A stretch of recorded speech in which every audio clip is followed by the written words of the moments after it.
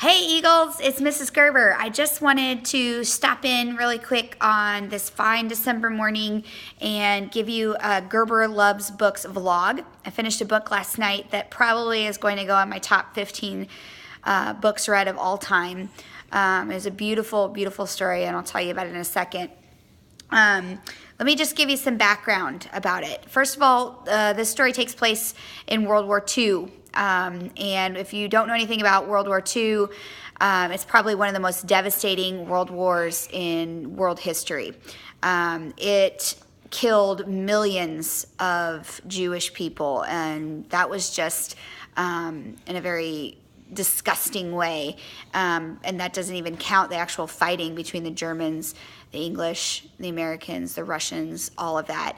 And so this world war basically started because one man, Hitler, decided to hate a lot of people, and it's really unfortunate. I just can't even talk about it without wanting to cry about the devastation that happened to the Jewish people in Eastern Europe.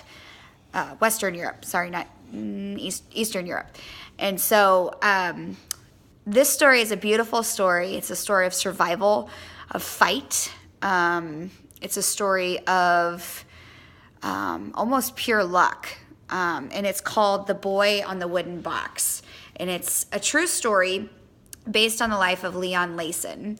Now, Leon Layson, his original name, I believe, was Labe, and he was born and raised in Poland. And if you don't know anything about World War II, Poland was probably one of the countries that was the most severely affected by Hitler's attack on Jewish people. And so Leon was born in a really small town called Norwicka in Poland. And when he was living in that town, there weren't a lot of opportunities for his family. And so his dad and his oldest brother both got jobs in, was it Warsaw? No, it wasn't Warsaw, Krakow. And they both got jobs in Krakow. And so they left the family for about a year, went to establish themselves, make some money, and then they were going to send for Leon and the rest of his family. He had a mom, two brothers, Selig, and I'm drawing a blank on the other one's name. David. And then he had a sister. And then, of course, he had Herschel, which was the oldest brother. And he was there with his dad. Those are on backwards, Emmy. Switch your pants around. No. Yeah, the tag is on backwards. She's trying to get dressed herself. So cute. Anyway, so finally the dad sends for Leon, his mom, his two brothers, and his sister to come to Krakow. And this was around 1940, 1941, right before the start of World War II. And again, this is in Poland. So Leon goes to this big city. He's so excited. He's having like the time of his life. His family is doing really well for themselves. They're having a good apartment. His dad is working a job that he really loves, that he's proud of.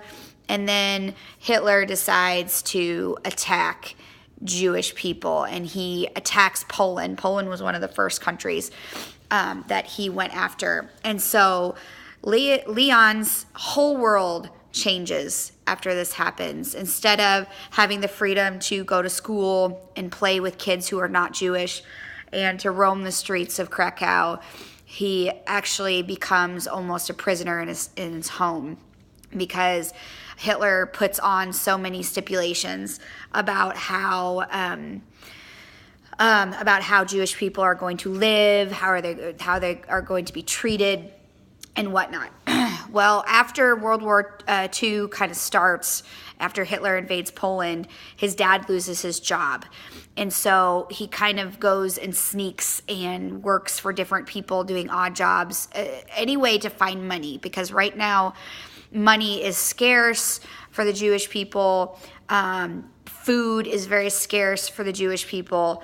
So he's trying to be able to feed his family. So he ends up going to this factory, and this factory is run by a Nazi that kind of almost is kind of a secret Nazi, because He calls himself a Nazi, but he actually probably doesn't believe anything the Nazis stand for, which is amazing. So Leon's dad comes and works for this guy. His name is Oskar Schindler. Now, if you've ever heard of a movie called Schindler's List, Schindler's List is kind of based on the story of Leon's life.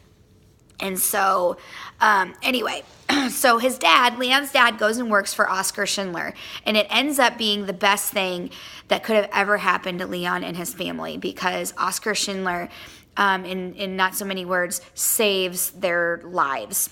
So he starts working for Mr. Schindler. He's making a good living. He's bringing home as much food as he can. Schindler, even though he's a Nazi, he really does treat the families that work for him very well. And so Leon's family is kind of doing pretty well for themselves despite what's going on around them.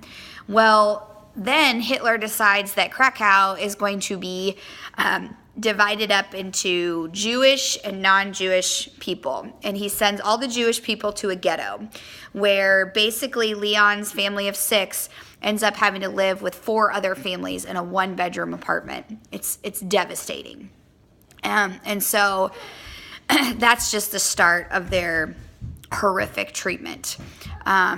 His dad is able to continue working for Mr. Schindler. Mr. Schindler makes sure that he has food to bring home every day, that if he is able to pay his dad, that he's able to give him enough.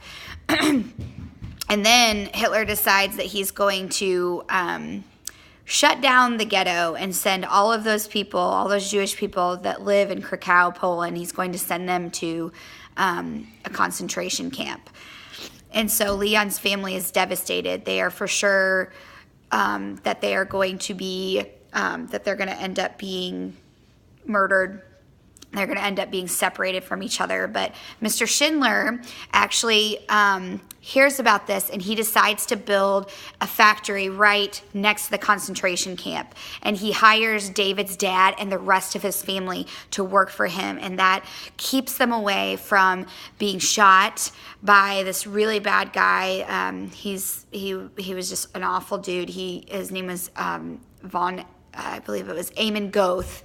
And he ends up working for Mr. Schindler, Leon does, and the rest of his family does as well. Please stop, Emmy. She's upset because she can't get her socks on.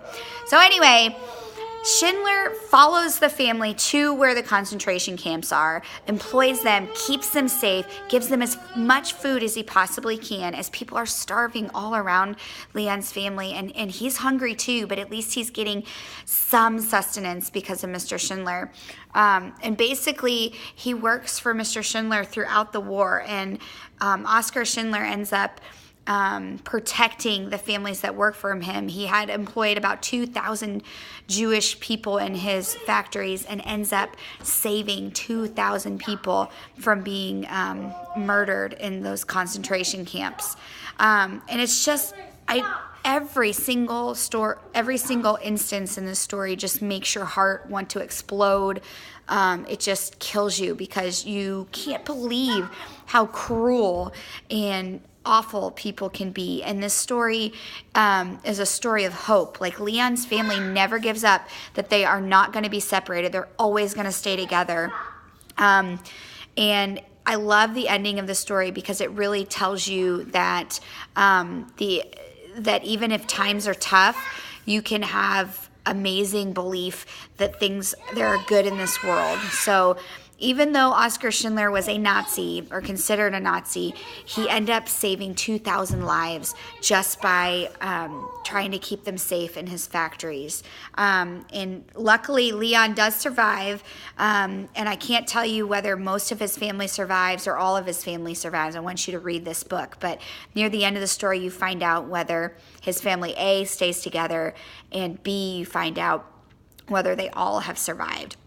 Now, I'm going to give you a little warning because some of the instances are kind of they're kind of hard to read because it is talking at some points about how some of the people were murdered. So I'm not sure if I would recommend this for 5th graders. I would definitely recommend it for middle schoolers. You'll have to excuse my daughter. She's about to get spanking. So I would recommend this for middle schoolers just because some of the instances talking about how the Jewish people were treated are really hard to read. But again, this is a beautiful story of survival and of hope. And I hope that you guys pick up The Boy on the Wooden Box. And you're about to find out why it's called that, because there's a very special something in there. Now, here's what I'm reading next. Now that I've read something serious, I'm going to read something a little bit funny. And this is it. Oh, I'm showing the back of the book. I'm going to read you guys. I'm going to read Miss Bixby's Last Day. I have heard phenomenal things about this book. I've waited a very long time to read this, and I cannot wait to crack this sucker open. I hope that you guys are having a great last few weeks of December at school. I miss you all terribly. I'm going to be at JP this weekend, so I hope to see you guys there at Santa Shop. I miss you guys. I love y'all, and don't forget to keep reading.